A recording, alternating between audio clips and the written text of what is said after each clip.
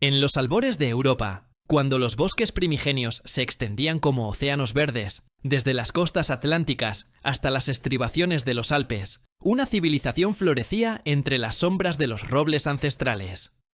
Los celtas, un pueblo de guerreros y druidas, poetas y artesanos, tejían su existencia en comunión con las fuerzas salvajes de la naturaleza. En el corazón de sus creencias, en el Sancta Sanctorum de sus arboledas sagradas, reinaba una deidad cuya imagen desafiaba la comprensión mortal. Un dios coronado con la majestuosa cornamenta del ciervo, cuya presencia emanaba el poder primordial de la tierra misma. Su nombre era Cernunnos, el señor de los bosques, y su dominio se extendía sobre todo lo que respiraba, se arrastraba y florecía bajo el dosel de los árboles antiguos. La civilización celta no conocía fronteras definidas por murallas o imperios centralizados. Desde las brumosas tierras de Irlanda hasta las fértiles llanuras de la Galia, desde las montañas de Iberia hasta los bosques de Britania, los celtas compartían una cosmovisión común tejida en torno a la naturaleza y sus ciclos inmutables.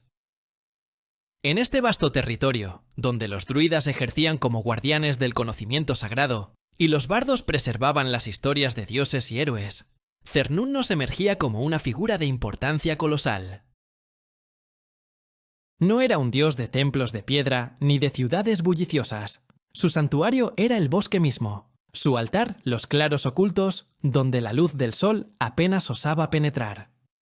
Los celtas comprendían que la civilización humana existía en un delicado equilibrio con el mundo salvaje, y Cernunnos era el guardián de ese umbral, el mediador entre el orden de la aldea y el caos fértil del bosque indomable. Las primeras evidencias de su veneración se remontan a épocas tan remotas que la historia se confunde con la leyenda. En cavernas y abrigos rocosos del Paleolítico Superior, los cazadores prehistóricos ya plasmaban figuras de chamanes con cuernos de ciervo, ancestros espirituales de la deidad que los celtas adorarían milenios después. Esta conexión profunda entre el hombre y el animal cornudo atravesaba los abismos del tiempo, sugiriendo que Cernunnos no era simplemente una invención celta, sino la manifestación de algo más antiguo, más primordial, el arquetipo mismo del señor de los animales que habitaba en el inconsciente colectivo de la humanidad desde tiempos inmemoriales. Cuando los celtas emergieron como fuerza dominante en la Edad del Hierro europea, alrededor del primer milenio antes de la Era Común, adoptaron y transformaron esta figura ancestral, dotándola de un significado y una iconografía que resonaría a través de los siglos. El mundo celta era un cosmos vivo donde cada elemento natural albergaba una chispa divina. Los ríos eran diosas serpentinas que otorgaban fertilidad a la tierra. Los árboles eran pilares que sostenían el cielo. Las montañas eran los cuerpos dormidos de gigantes primordiales. En este panteón fluido y multifacético, Cernunnos ocupaba un lugar singular, como el dios que presidía sobre la vida salvaje en toda su magnitud y terror. Era el señor de los ciervos, que vagaban en manadas innumerables por los bosques, de los jabalíes cuya ferocidad desafiaba a los cazadores más valientes, de los lobos que aullaban bajo la luna llena. Pero su dominio se extendía más allá de los mamíferos. Las serpientes se enroscaban a sus pies, las aves anidaban en su cornamenta espectral, y hasta los insectos que zumbaban en los claros del bosque respondían a su voluntad inefable. Era la encarnación del ciclo eterno de vida, muerte y renacimiento que pulsaba en el corazón mismo de la naturaleza. Competing with fantasy. The woman online. The filtered image. The endless scroll of more. She knows the game, and she's exhausted by it. She doesn't want to be your algorithm's favorite. She wants to be your favorite when no one's watching. Her fear isn't insecurity. It's realism in a world obsessed with upgrades. 7. She's afraid of losing her feminine identity in motherhood. She wants to build a family. Maybe. But she also fears the moment you stop looking at her with desire. When partner turns into mother of your children and nothing more, she's not afraid of stretch marks. She's afraid of emotional erasure. She wants to carry new life without losing her own in the process. 8. She's afraid you'll collapse. When life gets hard, she knows life will test you both. Illness, loss, betrayal, burnout. And she fears that when it hits, she'll be the only one emotionally standing, that you'll shut down, retreat, numb out. She doesn't need you to be unbreakable. She just needs to know you won't run from the fire. 9. She's afraid your charm is just a weapon. You know what to say, how to say it, when to hold her. But is it real? She's been loved before beautifully, convincingly, falsely. Her fear is that your attention is a tactic, that your affection is a transaction, that what feels sacred to her is strategy to you. 10. She's afraid of disappearing into the relationship. Not suddenly, slowly, losing her voice, her ambition, her fire. She wants to love you without dissolving inside you, to build with you without becoming invisible next to you. Her greatest fear isn't being alone, it's being with someone and feeling like no one. The deeper truth: every fear a woman holds in love is a mirror of her depth. You don't fear what you don't care about. These aren't signs of fragility. They're signals that she's choosing you carefully because she knows love costs. And if you're the man willing to see that, to meet her with presence, not performance, to choose truth over ego, you'll become more than safe. You'll become unforgettable. La posición sedente, en la que el dios era frecuentemente representado, evocaba una autoridad serena y contemplativa. No era un dios de guerra que blandía armas con furia destructora, ni un dios celeste que lanzaba rayos desde las alturas. Cernunnos permanecía sentado en calma absoluta, las piernas cruzadas en la postura de la meditación ancestral, observando el flujo incesante de la vida y la muerte, con una sabiduría que precedía a la propia creación. Esta quietud no denotaba pasividad, sino un poder tan vasto que no necesitaba manifestarse mediante actos violentos. Era el poder de la tierra misma, paciente, inexorable, eterno.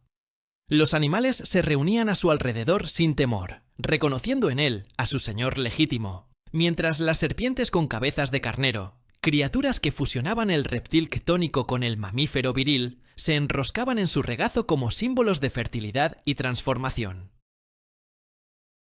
Pero el conocimiento que poseemos de Cernunnos está envuelto en las brumas de la pérdida irreparable. Los celtas no dejaron textos escritos sobre sus creencias religiosas. Los druidas prohibían estrictamente la transcripción de sus enseñanzas sagradas, confiando en la tradición oral para preservar su sabiduría. Cuando las legiones romanas conquistaron la Galia y sometieron a las tribus celtas de Europa occidental, esta tradición oral fue sistemáticamente destruida. Los druidas fueron perseguidos, sus arboledas sagradas profanadas, sus rituales prohibidos bajo pena de muerte. El cristianismo posterior completó la labor de borrado, reinterpretando o demonizando a las antiguas deidades celtas. De Cernunnos, el majestuoso señor de los bosques, solo quedaron fragmentos. Inscripciones lacónicas, representaciones artísticas enigmáticas, ecos distorsionados en leyendas medievales. Es como si intentáramos reconstruir una sinfonía completa a partir de unas pocas notas dispersas, o contemplar un fresco antiguo, del cual solo sobreviven trazos desvanecidos de color. La evidencia más directa de su existencia proviene de un único pilar descubierto en el año 1811, bajo la Catedral de Notre-Dame en París.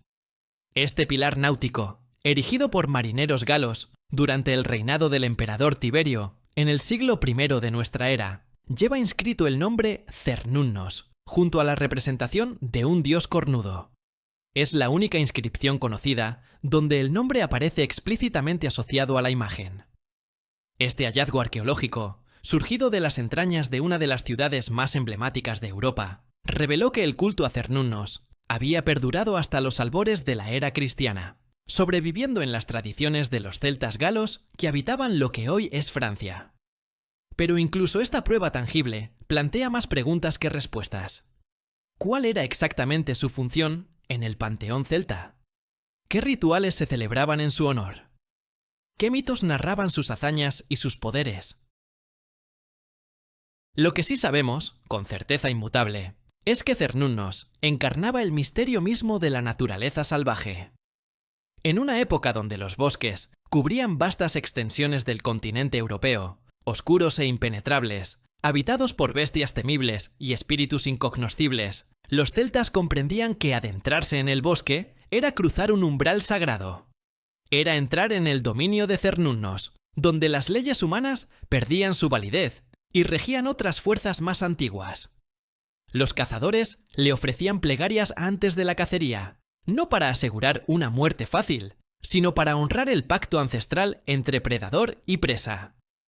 Los recolectores de hierbas medicinales pedían su permiso antes de arrancar plantas de la tierra, reconociendo que cada hoja, cada raíz, cada flor estaba bajo su protección divina.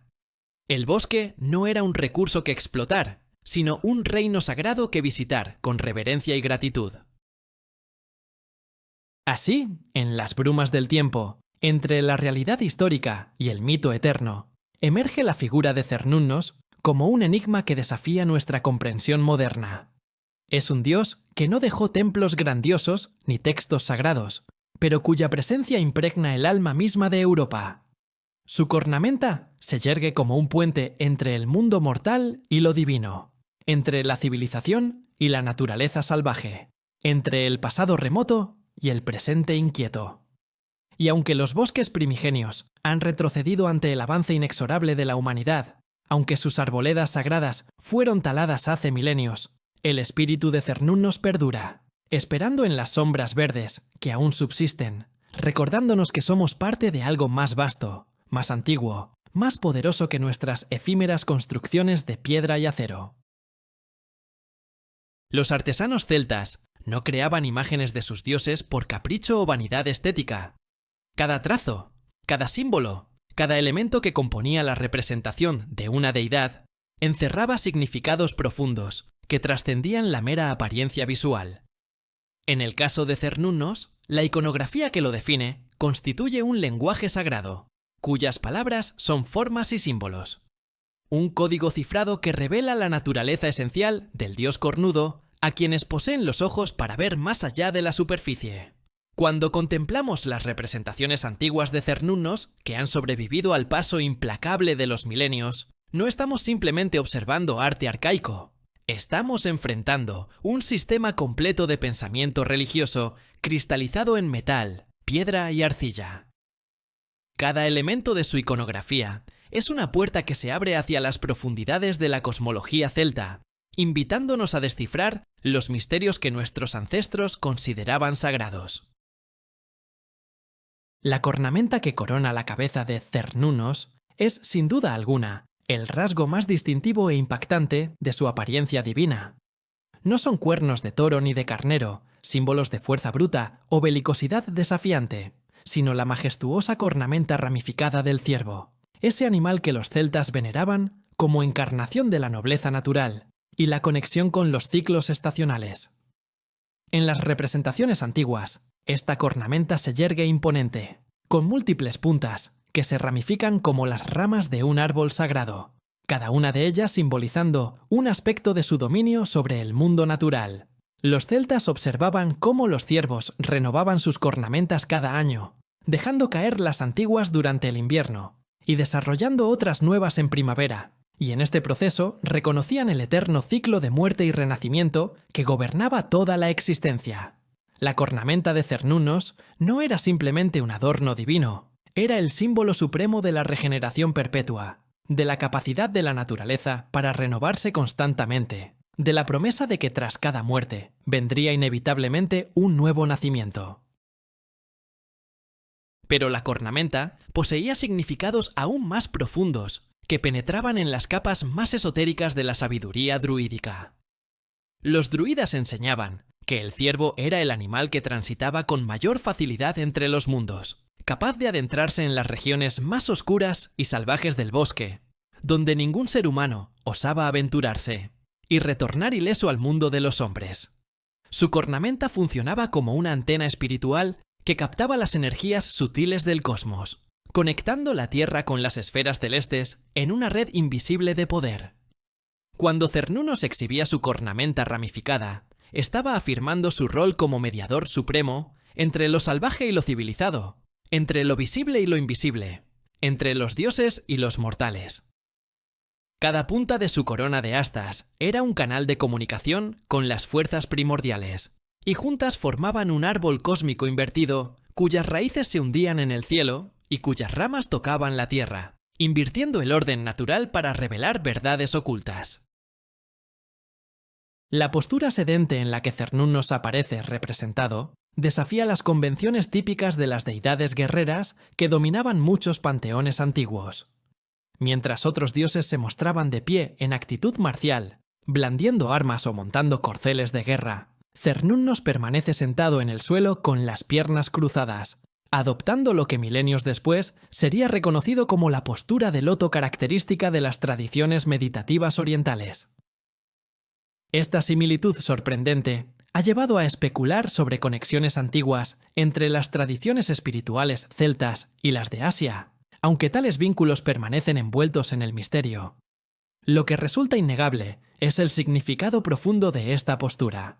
Cernunnos no necesita elevarse sobre pedestales ni tronos para afirmar su autoridad divina. Su poder emana de su conexión directa e íntima con la tierra misma, de su capacidad para permanecer enraizado mientras el mundo gira en torno a él.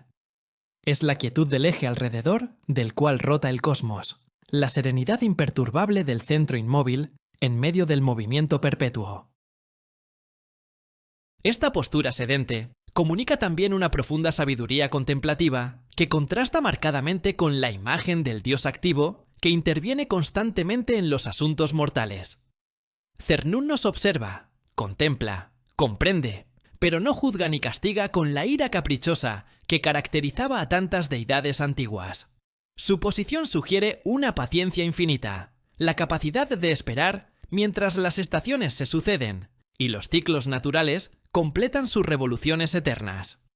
Los celtas que contemplaban estas imágenes comprendían que estaban ante un dios de profundidad insondable, cuya aparente pasividad ocultaba un poder tan vasto que no requería manifestaciones ostentosas. Era el poder de la montaña, que permanece inmóvil mientras las tormentas la azotan. El poder del océano, cuyas profundidades permanecen serenas mientras las olas agitan la superficie. La postura de Cernunnos era una invitación a la introspección, un recordatorio de que la verdadera fuerza no siempre se manifiesta mediante la acción bulliciosa. El torques que adorna el cuello de Cernunnos en numerosas representaciones constituye otro símbolo cargado de significado trascendental. Estos collares rígidos de metal precioso, típicamente oro o bronce trabajado con maestría artesanal sublime, eran entre los celtas las insignias supremas de estatus, poder y distinción. Solo los guerreros más valientes, los nobles de mayor linaje, los druidas de mayor sabiduría, tenían el privilegio de portar torques que marcaban su posición elevada en la jerarquía social y espiritual. Cuando Cernunnos aparece luciendo uno o más torques, no es simplemente un adorno estético, es una declaración inequívoca de su soberanía divina, una afirmación de que ocupa el rango más alto en la jerarquía cósmica del mundo natural. El torques lo identifica como rey indiscutible de su dominio, señor absoluto de los bosques y las criaturas que los habitan. Pero más allá de su función como símbolo de estatus, el torques poseía connotaciones mágicas y protectoras en la mentalidad celta.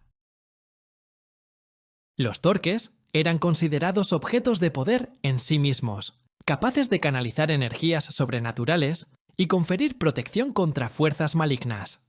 Algunos relatos celtas narran cómo los torques podían expandirse mágicamente para rodear no solo el cuello, sino todo el cuerpo de su portador, creando un escudo invisible contra el daño.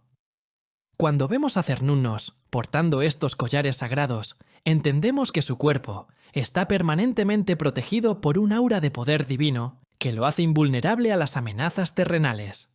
En algunas representaciones, el dios sostiene torques adicionales en sus manos, ofreciéndolos como dones a quienes demuestren ser dignos de recibirlos. Este gesto sugiere que Cernunnos no solo posee poder, sino que tiene la capacidad de conferirlo a otros, de elevar a simples mortales a estados superiores de existencia, mediante la concesión de estos objetos sagrados. Los guerreros celtas, que portaban torques al combate, no solo exhibían su valentía, invocaban la bendición del dios cornudo, reclamando una fracción de su poder indomable. Pero quizás el elemento más enigmático y perturbador de la iconografía de Cernunnos es la presencia recurrente de la serpiente, con cabeza de carnero que aparece enroscada cerca de él, o sostenida en sus manos divinas. Esta criatura híbrida, imposible en la naturaleza material, combina dos animales que para los celtas poseían significados simbólicos poderosos y aparentemente contradictorios. La serpiente representaba el mundo octónico, las fuerzas subterráneas, la sabiduría antigua que se oculta en las profundidades de la tierra. Era símbolo de transformación, debido a su capacidad de mudar la piel, de renovación perpetua, de los misterios de la muerte y el renacimiento. El carnero, por su parte, encarnaba la virilidad, la fertilidad masculina, la fuerza procreadora que impulsa la continuación de la vida. La fusión de ambos animales en una única criatura fantástica creaba un símbolo de complejidad asombrosa que capturaba la esencia dual de Cernunnos como señor, tanto de la muerte como de la vida. La serpiente con cabeza de carnero es el emblema perfecto del ciclo completo de la existencia: muerte y regeneración, fin y comienzo, descenso a las profundidades oscuras y ascenso hacia la luz renovadora. Cuando Cernunnos sostiene esta criatura, está manifestando su dominio absoluto sobre estos procesos cíclicos que gobiernan toda la naturaleza. No teme a la serpiente ni al poder ctónico que representa, sino que la controla, la domina, la integra en su ser divino. La imagen transmite un mensaje profundo sobre la necesidad de aceptar y abrazar los aspectos oscuros de la existencia junto con los luminosos, de comprender que muerte y vida son simplemente dos caras de la misma moneda cósmica. Los celtas, que vivían en íntima conexión con los ciclos naturales, entendían intuitivamente esta verdad. Cada primavera que traía flores nuevas se construía sobre el humus de las hojas muertas del otoño anterior. Cada nacimiento era posible gracias a las muertes que habían precedido. Así, cuando contemplamos la iconografía completa de Cernunnos, vemos no una colección arbitraria de símbolos decorativos, sino un sistema integrado de significados que se refuerzan mutuamente para crear un retrato completo de una deidad compleja y multifacética. La cornamenta proclama su conexión con los ciclos de renovación y su rol como mediador entre mundos. La postura sedente revela su sabiduría contemplativa y su poder enraizado. El torques afirma su soberanía divina y su capacidad de conferir bendiciones. La serpiente con cabeza de carnero sintetiza su dominio sobre vida y muerte, creación y destrucción. Cada elemento es una pieza de un rompecabezas cósmico que, una vez ensamblado, revela la verdadera naturaleza del Señor de los Bosques. Y aunque los siglos han borrado los mitos que explicaban estos símbolos, aunque las voces de los druidas se han silenciado para siempre, las imágenes perduran, esperando que nuevas generaciones descifren sus secretos ancestrales. En el año 1879, en las turberas de Gundestrup, al norte de Dinamarca, unos trabajadores que extraían turba de las profundidades pantanosas hicieron un descubrimiento que cambiaría para siempre nuestra comprensión del mundo celta. Enterrado en las entrañas húmedas de la tierra, preservado por las aguas ácidas que habían consumido todo rastro orgánico a su alrededor, yacía un caldero de plata de magnificencia asombrosa, desmontado en 13 placas que alguna vez formaron un recipiente sagrado de proporciones colosales. El caldero de Gundestrup, como sería conocido por la posteridad, emergía de las tinieblas del olvido como un tesoro arqueológico sin parangón, un artefacto que había permanecido oculto durante más de 2000 años, esperando el momento preciso para revelar sus secretos a una humanidad que había olvidado hace mucho los dioses que una vez adoró. No era simplemente un objeto de metal precioso, trabajado con maestría artesanal sublime. Era un libro sagrado escrito en plata, una ventana que se abría hacia el corazón mismo de la religiosidad celta, preservando en sus paneles grabados escenas de rituales, deidades y misterios que de otro modo se habrían perdido para siempre en el abismo del tiempo. El caldero mide aproximadamente 69 centímetros de diámetro y 42 de altura, dimensiones considerables que sugieren que no fue creado para uso doméstico, sino para propósitos ceremoniales de importancia trascendental. Está compuesto por 13 placas de plata, 7 exteriores que formaban el cuerpo cilíndrico del recipiente, 5 interiores que decoraban su superficie interna, y una placa circular que constituía la base. Cada panel fue trabajado mediante la técnica del repujado, donde artesanos de habilidad extraordinaria martillaban el metal desde el reverso para crear figuras en relieve que se alzaban de la superficie como si cobraran vida propia. El trabajo es de una calidad tan excepcional que revela no solo maestría técnica, sino también una comprensión profunda de los principios estéticos y una devoción religiosa que imbuía cada golpe del martillo con significado sagrado. La plata brilla aún después de milenios, capturando la luz con el mismo resplandor que debió deslumbrar a los fieles celtas que participaban en los rituales celebrados ante su presencia divina. Pero es en uno de los paneles interiores donde encontramos la representación más completa y majestuosa de Cernunnos, que ha sobrevivido desde la antigüedad. El dios aparece sentado en su característica postura, con las piernas cruzadas, ocupando el centro absoluto de la composición, como el eje inmóvil alrededor del cual gira todo el cosmos natural. Su cornamenta ramificada se yergue orgullosa, cada punta trabajada con detalle meticuloso, corona que proclama su soberanía sobre los reinos salvajes. En su cuello luce un torques magnífico, símbolo de su rango divino, mientras en su mano derecha sostiene otro torques idéntico, ofreciéndolo en un gesto cuyo significado solo podemos intuir. Es una invitación a participar en su poder. Un don para los iniciados dignos. Un símbolo de la conexión que une a todas las criaturas bajo su dominio. La mano izquierda del dios se extiende hacia una criatura extraordinaria que se alza ante él. La serpiente con cabeza de carnero, ese híbrido imposible que sintetiza las fuerzas ketónicas y la vitalidad procreadora en una sola forma fantástica. Lo que hace verdaderamente asombrosa esta escena es la procesión de animales que rodea a Cernunnos, dispuestos en un friso cuidadosamente organizado, que representa la diversidad completa de la fauna salvaje, bajo su protección divina.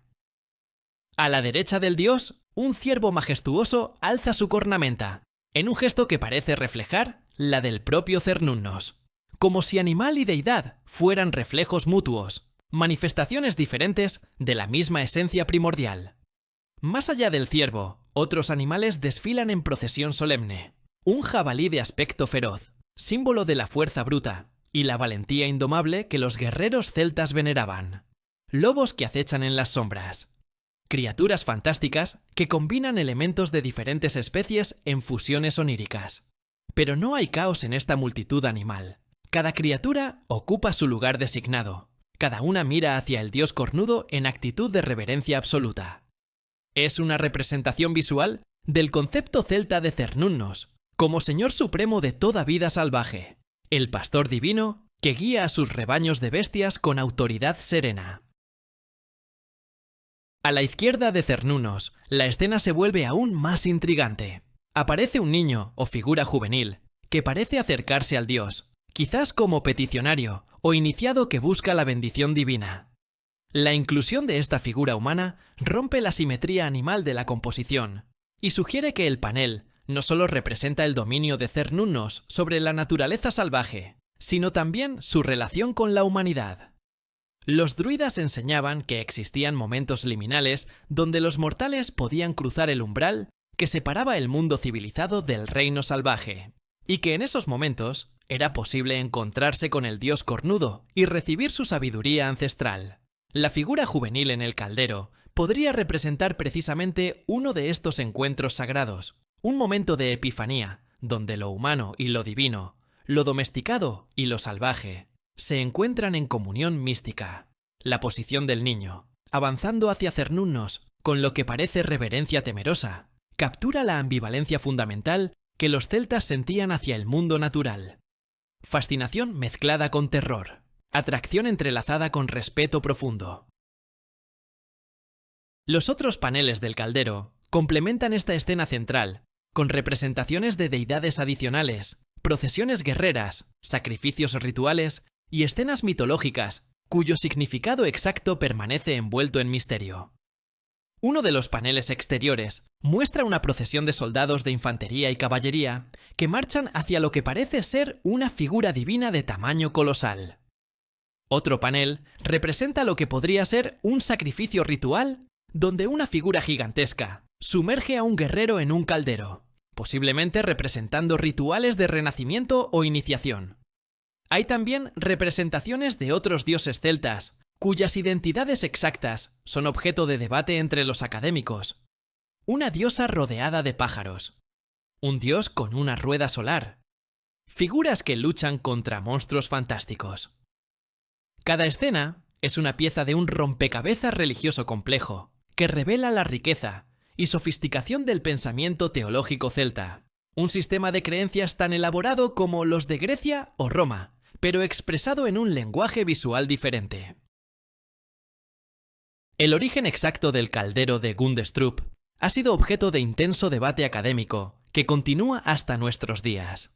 Aunque fue descubierto en Dinamarca, el análisis estilístico sugiere que no fue fabricado en tierras escandinavas, sino en regiones más al sur y al este, posiblemente en la zona de los Balcanes o Tracia, áreas donde las tradiciones celtas se mezclaban con influencias tracias y escitas.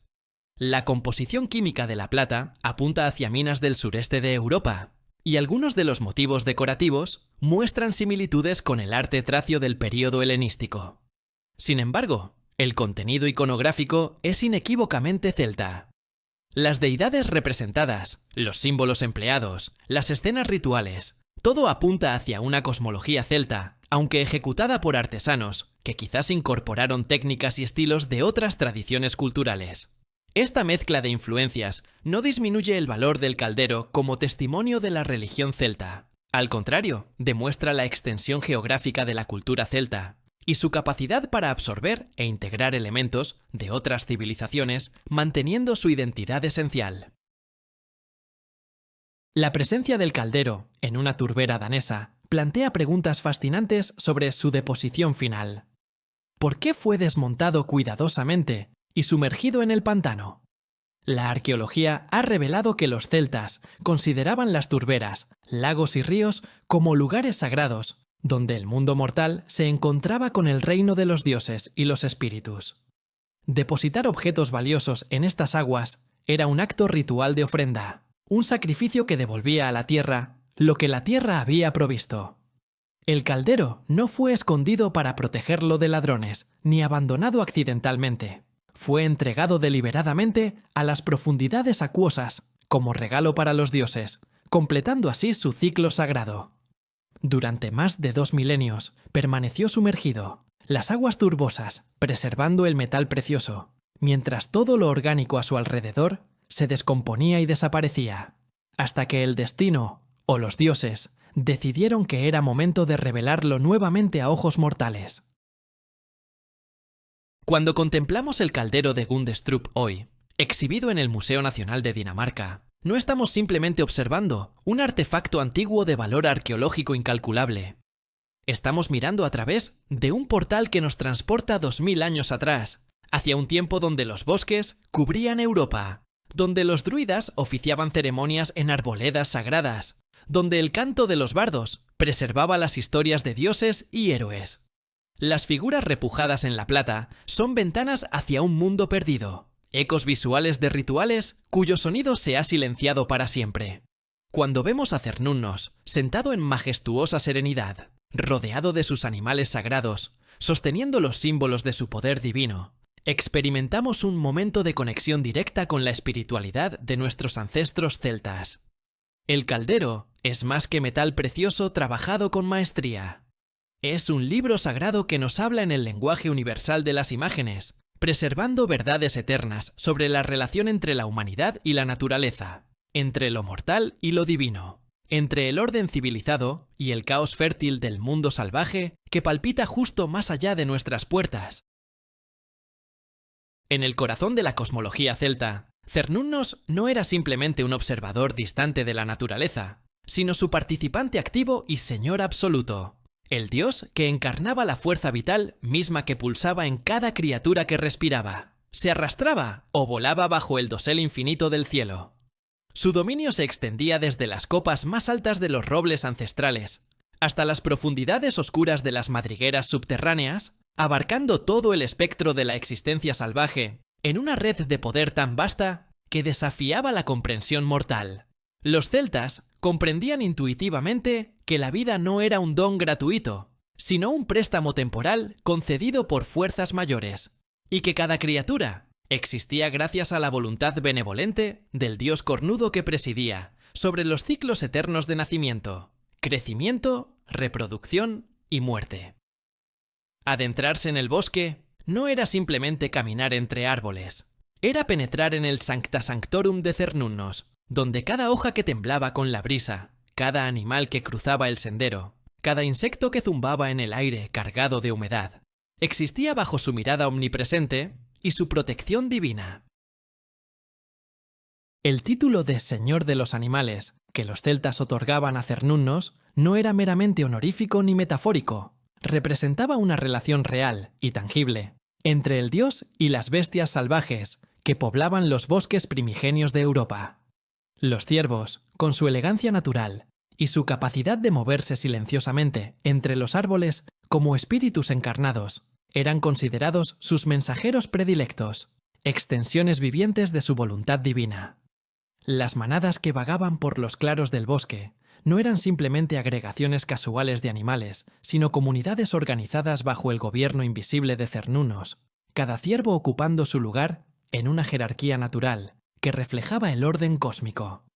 Durante la época de Berrea, cuando los machos competían por el derecho a aparearse, y sus bramidos resonaban entre los troncos centenarios como cantos primordiales, los celtas escuchaban la voz misma de Cernunnos, manifestándose a través de sus criaturas sagradas. Los druidas enseñaban que los ciervos blancos, raros y espectrales, eran manifestaciones directas del dios, apariciones que anunciaban eventos de importancia trascendental o señalaban ubicaciones de poder sagrado donde el velo entre los mundos se tornaba translúcido. Pero el dominio de Cernunnos se extendía mucho más allá de los gráciles ciervos hacia criaturas de naturaleza más oscura y temible.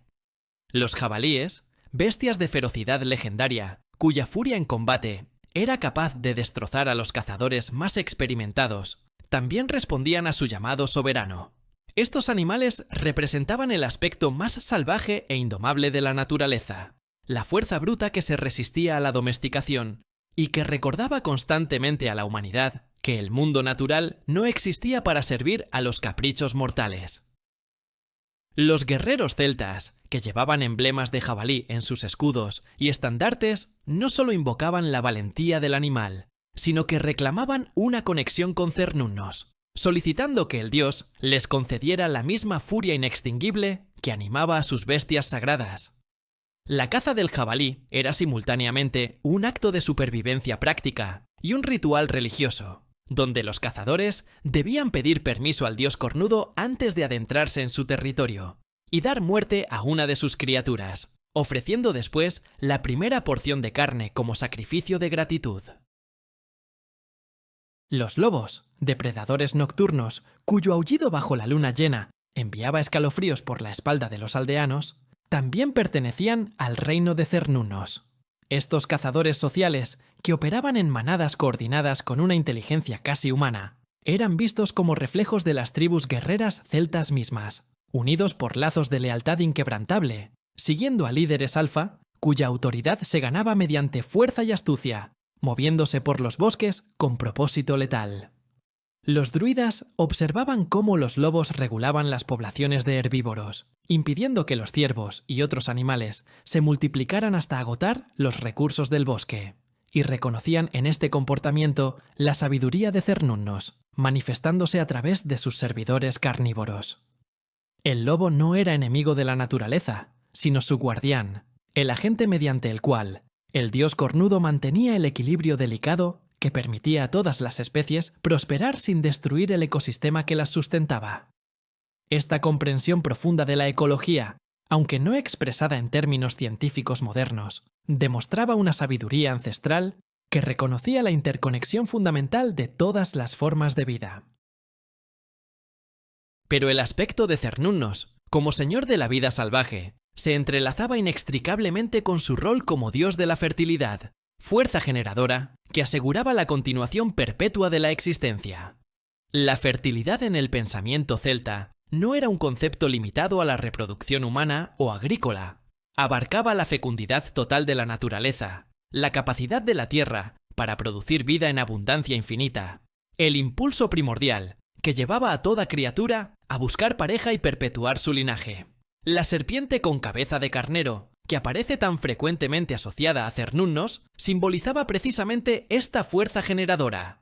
El carnero con su potencia viril legendaria. La serpiente, con su forma fálica evidente, y su conexión con las energías ctónicas que emanaban de las profundidades terrestres. Cuando el dios cornudo sostenía esta criatura híbrida, afirmaba su dominio sobre los procesos reproductivos, que aseguraban que los bosques nunca se vaciaran de vida, que cada primavera trajera nuevas camadas de ciervos, nuevas crías de lobos, nuevas generaciones que reemplazarían a las que habían caído ante las garras de la muerte. Los rituales de fertilidad celebrados en honor a Cernunnos durante los festivales estacionales celtas reflejaban esta comprensión profunda de su poder generador. Durante Beltane, el festival que marcaba el inicio del verano y la época de máxima vitalidad natural, los celtas encendían grandes hogueras y conducían su ganado entre las llamas para purificarlo y asegurar su fertilidad mediante la bendición del dios cornudo. Las parejas jóvenes se adentraban en los bosques durante la noche de Beltane, buscando la unión sexual bajo los árboles sagrados, donde la presencia de Cernunnos era más intensa, creyendo que los niños concebidos en estas circunstancias serían especialmente fuertes y afortunados. No era simplemente lujuria lo que motivaba estos actos, sino una teología coherente que veía en la sexualidad humana un reflejo del impulso creador divino, una participación sagrada en los mismos procesos que Cernunnos gobernaba a escala cósmica. El acto de procreación se convertía en comunión con el dios, un momento donde lo mortal y lo divino se fundían en el éxtasis de la creación. La conexión de Cernunnos con la fertilidad de la tierra misma se manifestaba también en su asociación con los ciclos agrícolas, aunque esto pudiera parecer paradójico para un dios de lo salvaje e indomado. Los celtas no establecían una división absoluta entre naturaleza cultivada y naturaleza salvaje. Reconocían que la agricultura era simplemente una forma de colaboración con las fuerzas naturales, un pacto donde la humanidad trabajaba la tierra bajo la supervisión última del dios cornudo. Antes de plantar las semillas en primavera, se ofrecían plegarias a Cernunnos, solicitando que bendijera los campos con su poder generador, que permitiera que las semillas germinaran vigorosamente y las plantas crecieran fuertes bajo su mirada protectora. Durante la cosecha de otoño, se dejaba siempre una porción del grano en los campos, como ofrenda de gratitud, reconociendo que la abundancia de la tierra no era resultado solo del trabajo humano, sino del don divino concedido por el Señor de la fertilidad. La figura de Cernunnos encapsulaba también la paradoja fundamental de la existencia natural, que vida y muerte eran inseparables, que cada acto de creación contenía las semillas de la destrucción futura, que la fertilidad floreciente de la primavera solo era posible gracias a la muerte y descomposición del invierno anterior. El dios cornudo presidía sobre todo el ciclo completo, desde el momento del apareamiento y la concepción hasta el instante final de la muerte, cuando las criaturas retornaban a la tierra para nutrir nuevas formas de vida. No era un dios que prometiera inmortalidad ni escapatoria del destino final. Era el guardián de los ciclos eternos que convertían la muerte en vida y la vida en muerte, en una rueda cósmica que giraba sin cesar. Los celtas que veneraban a Cernunnos no buscaban evitar la muerte, sino comprenderla como parte integral de la existencia, aceptarla como el complemento necesario del nacimiento, honrarla como la transformación que permitía la continuación perpetua de la vida, bajo formas siempre cambiantes. Así, el rol de Cernunnos como señor de la vida salvaje y la fertilidad revelaba la sofisticación teológica del pensamiento celta y su comprensión profunda de los principios ecológicos que gobernaban el mundo natural. No era un dios simple, cuya función pudiera resumirse en una sola palabra o concepto. Era una deidad compleja, que abarcaba toda la complejidad de la naturaleza misma, desde la belleza serena de un ciervo bebiendo en un arroyo, hasta la violencia brutal de los lobos desgarrando a su presa, desde el éxtasis de la concepción hasta la inevitabilidad de la muerte. En su figura con cornamenta ramificada, los celtas veían reflejado el misterio último de la existencia: que la vida emerge del caos, florece brevemente en toda su gloria, y retorna finalmente al caos del cual surgió, solo para renacer nuevamente en un ciclo que nunca termina, mientras los bosques permanezcan en pie y el dios cornudo continúe su vigilia eterna. Cuando las legiones romanas conquistaron las tierras celtas de la Galia, Britania e Iberia, trajeron consigo no solo la espada y el estandarte del águila imperial, sino también semillas de una transformación espiritual que tardaría siglos en manifestarse plenamente. Al principio, Roma mostró su pragmatismo característico hacia las religiones conquistadas, permitiendo que los celtas continuaran adorando a sus dioses antiguos mientras rindieran tributo al emperador y mantuvieran la paz. Los druidas fueron perseguidos no por sus creencias, sino por su papel como líderes de resistencia política, como guardianes de una identidad celta que amenazaba la hegemonía romana. Cernunnos, el dios cornudo de los bosques, continuó recibiendo veneración en las arboledas secretas, aunque su culto adoptó formas más discretas, adaptándose a la nueva realidad de la dominación extranjera. Pero en los confines orientales del imperio, en una provincia remota, llamada Judea, nacía una religión nueva que eventualmente desataría sobre Cernunnos y los dioses antiguos una tormenta de proporciones apocalípticas, una persecución espiritual cuya ferocidad superaría todo lo que las legiones romanas habían infligido. El cristianismo emergió como una secta judía marginal que predicaba un mensaje radicalmente subversivo.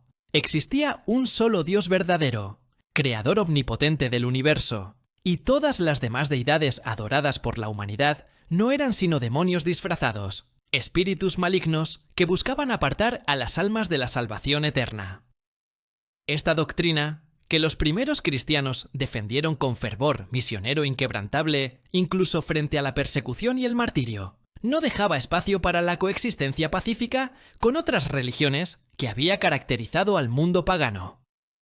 Cuando el emperador Constantino abrazó el cristianismo en el siglo IV y lo convirtió en religión oficial del imperio, las consecuencias para los cultos antiguos fueron catastróficas e irreversibles. Los templos paganos fueron cerrados o convertidos en iglesias. Las estatuas de los dioses fueron derribadas y destrozadas. Los sacerdotes y sacerdotisas que se negaban a convertirse enfrentaban persecución sistemática. Y en los bosques, donde Cernunnos había reinado durante milenios, los misioneros cristianos comenzaron su obra de conversión, armados con cruces y evangelios, determinados a erradicar toda traza de la antigua fe. Para los teólogos cristianos que se enfrentaban a la tarea de convertir a los pueblos celtas, Cernunnos presentaba un problema particularmente inquietante. Su imagen con cuernos resonaba peligrosamente con las descripciones bíblicas de Satanás, el adversario supremo de Dios, frecuentemente representado con características animales y asociado con la tentación y el pecado. La conexión entre naturaleza salvaje y lo divino que los celtas celebraban era vista por los cristianos como evidencia de corrupción espiritual. Adorar a los animales y árboles era idolatría abominable, rechazar al verdadero creador en favor de sus creaciones inferiores. La posición sedente de Cernunnos, su asociación con la fertilidad y la sexualidad, su dominio sobre serpientes, todos estos elementos fueron reinterpretados a través del lente de la demonología cristiana como señales inequívocas de su naturaleza demoníaca.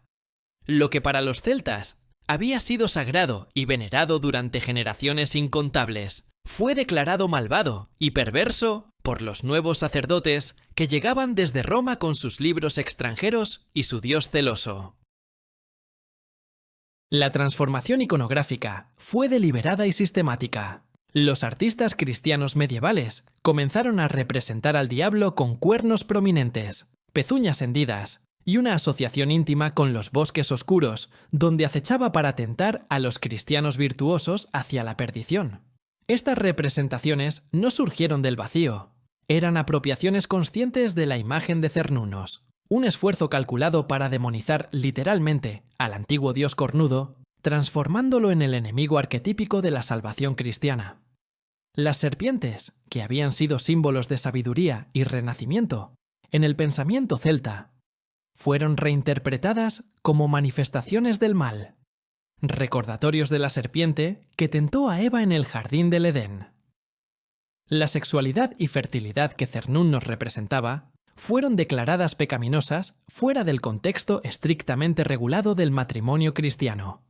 Lo salvaje, lo indomado, lo natural en su estado primigenio, todo aquello que el dios cornudo encarnaba, fue catalogado como territorio del demonio, espacios donde los cristianos piadosos no debían aventurarse sin protección espiritual adecuada. Las consecuencias de esta demonización fueron devastadoras para la continuidad del culto a Cernunnos. Los bosques sagrados fueron talados, no solo para obtener madera, sino como actos deliberados de guerra espiritual, contra los espíritus paganos que supuestamente los habitaban. Las fuentes y manantiales, donde los celtas habían dejado ofrendas para el dios cornudo, fueron bendecidas por sacerdotes cristianos y rededicadas a santos y mártires, borrando su conexión con el pasado pagano. Los festivales estacionales, que celebraban los ciclos de la naturaleza, fueron apropiados y transformados en celebraciones cristianas. Samhain se convirtió en Todos los Santos. Beltane fue reemplazado por festividades marianas. Los rituales de fertilidad fueron suprimidos como brujería demoníaca. Generación tras generación de niños celtas fueron bautizados en la fe cristiana, educados para temer y rechazar las creencias de sus ancestros como supersticiones peligrosas. Los ancianos, que aún recordaban las viejas costumbres, fueron silenciados, acusados de comerciar con demonios si hablaban abiertamente sobre los dioses antiguos. La memoria colectiva de Cernunnos comenzó a desvanecerse como niebla bajo el sol implacable del monoteísmo cristiano. Pero los dioses antiguos no mueren fácilmente, y Cernunnos demostró poseer una tenacidad sorprendente que confundió los esfuerzos de sus perseguidores.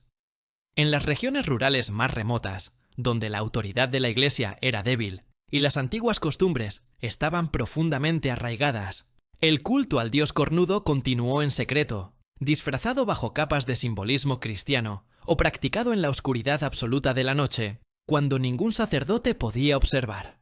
Los campesinos seguían dejando ofrendas en los lindes de los bosques, aunque ahora murmuraban oraciones cristianas mientras lo hacían, protegiendo sus acciones con una fina cobertura de ortodoxia. Las leyendas sobre el dios cornudo fueron transformadas en cuentos folclóricos sobre espíritus del bosque o el hombre verde, figuras que conservaban ecos distorsionados de su naturaleza original mientras evitaban la condena explícita de la Iglesia. Los curanderos y sabios de aldea, herederos del conocimiento druídico, aunque no portaran ese título prohibido, continuaron trabajando con las plantas sagradas del bosque, invocando silenciosamente la bendición de Cernunnos en sus preparaciones medicinales. En las tierras más al norte, donde el cristianismo llegó más tarde y con menos fuerza, especialmente en Irlanda y Escocia, las tradiciones celtas mostraron una resistencia particularmente tenaz. Los bardos irlandeses preservaron en sus poemas épicos referencias veladas a los dioses antiguos, describiendo héroes y criaturas sobrenaturales que claramente derivaban del panteón pagano, aunque los nombres hubieran cambiado.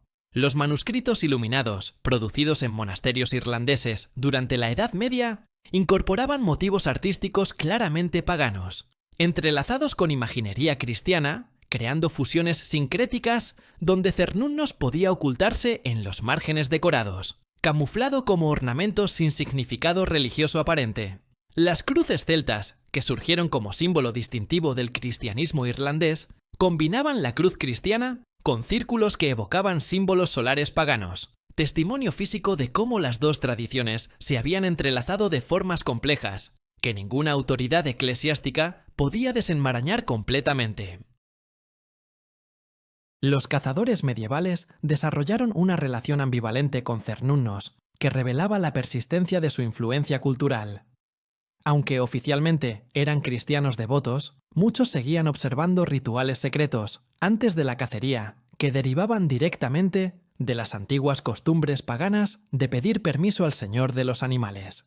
Dejaban porciones de la presa sacrificada en el bosque como ofrenda, un acto que racionalizaban como caridad para los animales carroñeros, pero que en realidad perpetuaba la antigua costumbre de devolver a Cernunnos su porción. Los cuernos de los ciervos cazados eran montados en las paredes de castillos y mansiones, ostensiblemente como trofeos de caza, pero también funcionando como talismanes protectores que invocaban subconscientemente el poder del dios cornudo. La aristocracia medieval, que cazaba en los bosques reales, proclamaba hacerlo por deporte y entrenamiento militar, pero en las profundidades de su psique colectiva persistía el eco ancestral de la cacería como ritual sagrado, como comunión con fuerzas primordiales que precedían al cristianismo por milenios incontables. Durante la Edad Media, cuando la Iglesia lanzó sus cruzadas contra la herejía y la brujería, Cernunnos emergió nuevamente en el imaginario cristiano como figura central de los supuestos aquelarres demoníacos. Los inquisidores describían reuniones nocturnas donde las brujas adoraban a un dios cornudo que presidía sobre orgías desenfrenadas y sacrificios blasfemos, rituales que supuestamente invertían todas las normas cristianas de moralidad y piedad. Estas acusaciones, que llevaron a la tortura y ejecución de miles de inocentes, probablemente contenían granos distorsionados de verdad. Es posible que algunas comunidades rurales continuaran practicando versiones degradadas del antiguo culto a Cernunnos, rituales que la Iglesia magnificaba y demonizaba, hasta convertirlos en fantasías grotescas de adoración satánica. La histeria de las cazas de brujas representaba el último y más desesperado intento del cristianismo por erradicar completamente la memoria del dios cornudo, empleando violencia extrema para aterrorizar a cualquiera que pudiera mantener conexiones con las viejas costumbres. Y sin embargo, a pesar de siglos de persecución implacable, a pesar de la quema de los últimos practicantes y la destrucción sistemática de todo vestigio material del culto antiguo, Cernunnos sobrevivió. Sobrevivió en los nombres de lugares que conservaban ecos de su presencia, bosques, colinas y manantiales, cuyas denominaciones contenían referencias veladas al dios cornudo o a los ciervos sagrados. Sobrevivió en las supersticiones rurales que advertían contra adentrarse demasiado profundo en ciertos bosques, donde algo antiguo y poderoso aún acechaba entre las sombras. Sobrevivió en los cuentos que las abuelas contaban a los niños sobre espíritus del bosque que castigaban a quienes dañaban los árboles sin necesidad. Y sobre todo, sobrevivió en la tierra misma, en los bosques que aún se erguían desafiantes pese a siglos de tala, en los ciervos que continuaban vagando en manadas eternas, en el ciclo inmutable de las estaciones que ninguna teología podía alterar. El dios cornudo había sido expulsado de los templos y los rituales públicos, pero permanecía vivo en el mundo natural, esperando pacientemente el momento en que la humanidad recordara las verdades antiguas que una vez había conocido. En las catedrales góticas que se alzan como montañas de piedra tallada por toda Europa, en los rincones más inesperados de edificios cristianos construidos para glorificar al Dios único y verdadero, acecha una imagen enigmática que desafía la ortodoxia religiosa con su mera presencia. Tallado en capiteles, gárgolas y claves de bóveda, aparece un rostro humano, del cual brotan hojas, ramas y enredaderas, como si la carne mortal se fundiera con la vegetación en una metamorfosis imposible que borra los límites entre lo animal y lo vegetal. Es el Green Man, el hombre verde, figura que los canteros medievales esculpieron con devoción misteriosa en los mismos templos donde los sacerdotes denunciaban las supersticiones paganas desde sus púlpitos. La Iglesia toleró su presencia en las sombras arquitectónicas, quizás sin comprender completamente su significado, quizás reconociendo subconscientemente que algunas fuerzas primordiales eran demasiado poderosas para ser completamente erradicadas. Y en ese rostro foliar, que observa desde las alturas pétreas, los estudiosos modernos han reconocido los ecos inconfundibles de Cernunnos, el antiguo dios cornudo que encontró así un disfraz mediante el cual sobrevivir en el corazón mismo de la cristiandad. El Green Man no es simplemente Cernunnos bajo otro nombre, es una transformación, una adaptación evolutiva que permitió que ciertos aspectos del dios cornudo persistieran en una forma lo suficientemente ambigua como para evadir la censura eclesiástica. Donde Cernunnos exhibía orgullosamente su cornamenta ramificada, proclamando su naturaleza divina y su conexión con el reino animal, el Green Man oculta su identidad bajo follaje que brota de su boca, nariz y oídos, una vegetación que consume el rostro humano hasta casi borrarlo. Esta diferencia iconográfica refleja la necesidad de discreción que impuso la hegemonía cristiana. El dios no podía manifestarse abiertamente, sino que debía enmascararse, camuflar su presencia bajo símbolos que pudieran interpretarse como meros ornamentos decorativos o alegorías de la resurrección y la vida eterna. Pero para quienes poseían los ojos entrenados para ver más allá de las apariencias superficiales, para los canteros que preservaban secretos de gremio transmitidos de maestro a aprendiz, el Green Man era claramente un vínculo con los poderes antiguos de la naturaleza que precedían al cristianismo por milenios incontables. La proliferación del Green Man en la arquitectura medieval europea revela la persistencia subterránea de las creencias paganas incluso en el apogeo del poder cristiano.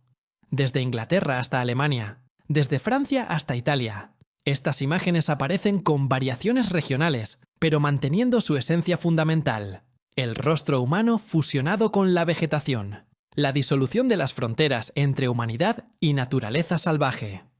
Algunos Green Men están cubiertos completamente por hojas, que forman su barba, cabello y cejas. Otros tienen ramas y enredaderas brotando de sus bocas abiertas, como si vomitaran la fuerza vital de las plantas. Algunos pocos combinan elementos vegetales con cuernos o astas discretas, que revelan su conexión con Cernunnos, de manera más explícita. Los artesanos medievales que creaban estas imágenes trabajaban bajo patrocinio eclesiástico, pero conservaban una libertad creativa sorprendente en los detalles ornamentales, espacios marginales donde podían insertar símbolos de significado personal o cultural que escapaban al escrutinio teológico riguroso. El Green Man florecía en estos márgenes, testimonio pétreo de que el mundo natural no podía ser completamente subordinado a doctrinas abstractas. Pero el significado del Green Man trasciende su función como supervivencia disfrazada del culto a Cernunnos. Representa también una evolución del concepto, una adaptación a nuevas circunstancias históricas y espirituales. Donde Cernunnos había sido señor de los animales salvajes y los bosques primigenios, el Green Man emerge en una época donde Europa estaba siendo progresivamente domesticada, donde los bosques retrocedían ante la expansión agrícola y urbana, donde la naturaleza salvaje se convertía en jardines ordenados y campos cultivados. El Green Man no gobierna sobre manadas de ciervos ni lobos aulladores, sino sobre la vegetación misma, sobre la capacidad de las plantas para crecer y renovarse perpetuamente, a pesar de todos los esfuerzos humanos por controlarlas. Es el espíritu de la maleza que invade los campos abandonados, de la hiedra que trepa por las ruinas, de los árboles que brotan entre las piedras de edificios derruidos, donde Cernunnos representaba la naturaleza en su estado más feroz e indomable. El Green Man encarna su tenacidad quieta, su paciencia vegetal, su capacidad para reclamar lentamente todo territorio que la humanidad descuida aunque sea brevemente. El Renacimiento y la Ilustración trajeron consigo una transformación radical en la relación europea con la naturaleza, un giro hacia el pensamiento racional y científico que parecía destinado a relegar definitivamente las creencias paganas al reino de la superstición ignorante. Los bosques fueron catalogados, medidos y explotados como recursos económicos. Los animales fueron clasificados en taxonomías sistemáticas. Las plantas fueron estudiadas por sus propiedades medicinales mediante métodos experimentales que rechazaban el misticismo tradicional. La magia fue expulsada del mundo natural, reemplazada por leyes físicas y procesos químicos que podían explicarse sin recurrir a dioses ni espíritus. Pero paradójicamente, esta desacralización del mundo natural generó también una nostalgia profunda por lo que se había perdido, un anhelo romántico por la conexión espiritual con la naturaleza que las generaciones anteriores habían conocido. Los poetas románticos del siglo XVIII y XIX comenzaron a escribir sobre espíritus del bosque y divinidades naturales, con una intensidad emocional que sugería algo más que ejercicio literario. Era un intento desesperado de recuperar una dimensión perdida de la experiencia humana. El siglo XX trajo consigo una crisis ecológica que catalizó un redescubrimiento explosivo de Cernunnos y las tradiciones paganas asociadas con la veneración de la naturaleza. A medida que la industrialización descontrolada devastaba ecosistemas, contaminaba ríos y océanos, y amenazaba con alterar irreversiblemente el clima planetario, un número creciente de personas comenzó a cuestionar los fundamentos filosóficos de la civilización occidental moderna. El cristianismo, con su énfasis en la trascendencia divina y su doctrina de que la naturaleza había sido creada para servir a la humanidad, fue identificado por algunos críticos como cómplice ideológico de la destrucción ambiental. En contraste, las religiones paganas que habían visto lo divino inmanente en la naturaleza misma, que habían tratado a árboles, ríos y animales como sagrados en sí mismos y no meramente como recursos para explotación humana, comenzaron a parecer prescientes en su sabiduría ecológica. Cernunnos, el antiguo dios cornudo que había sido demonizado durante siglos, emergió como símbolo de una relación alternativa con el mundo natural. Un modelo de espiritualidad que celebraba en lugar de dominar la naturaleza salvaje. El movimiento neopagano que floreció en la segunda mitad del siglo XX adoptó a Cernunnos como una de sus deidades centrales, reinterpretándolo para audiencias modernas, mientras intentaba reconstruir tradiciones celtas que habían sido fragmentadas o perdidas completamente.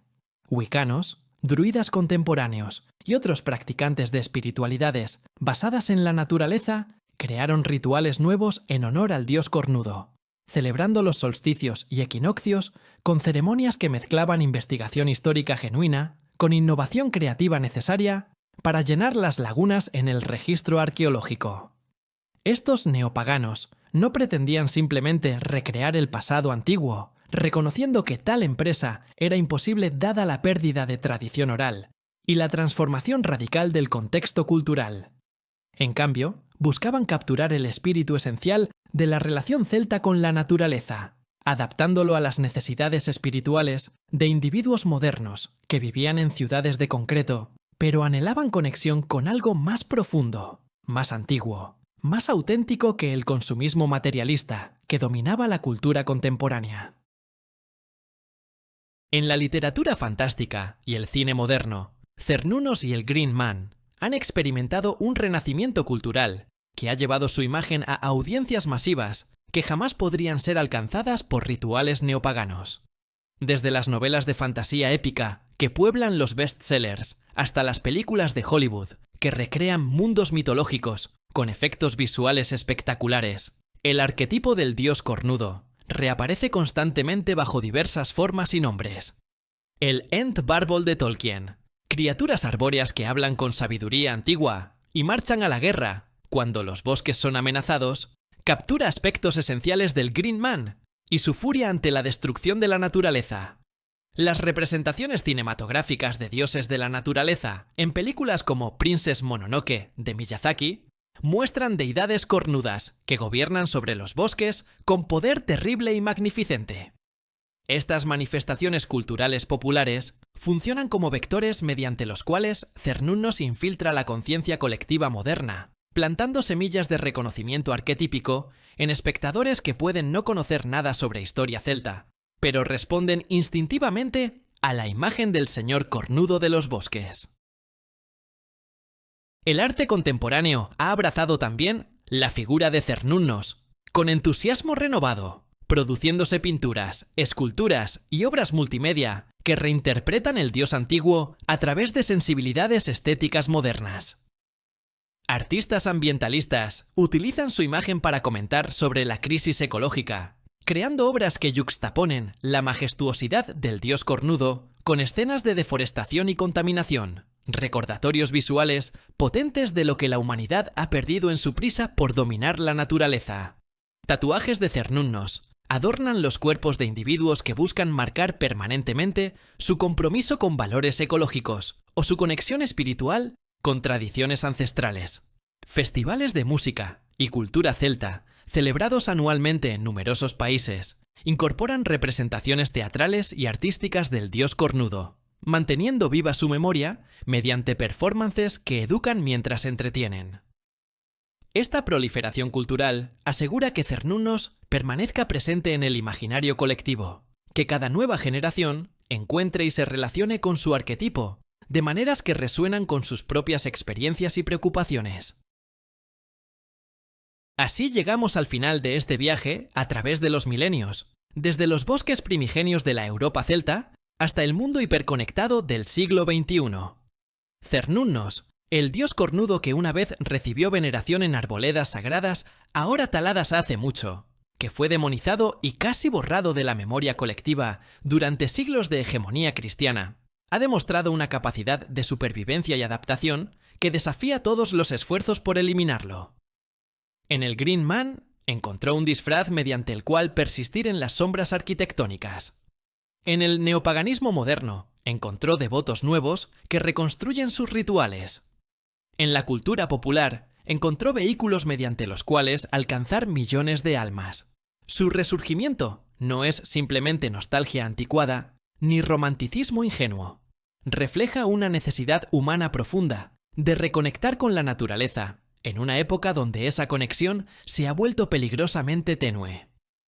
Mientras los bosques aún permanezcan en pie, mientras los ciervos aún vaguen libres, mientras existan seres humanos que sientan asombro reverente ante la belleza y el poder del mundo natural, Cernunnos continuará su vigilia eterna, esperando pacientemente en las sombras verdes, recordándonos que somos parte de algo infinitamente más vasto y antiguo que nuestras civilizaciones efímeras de acero y cristal.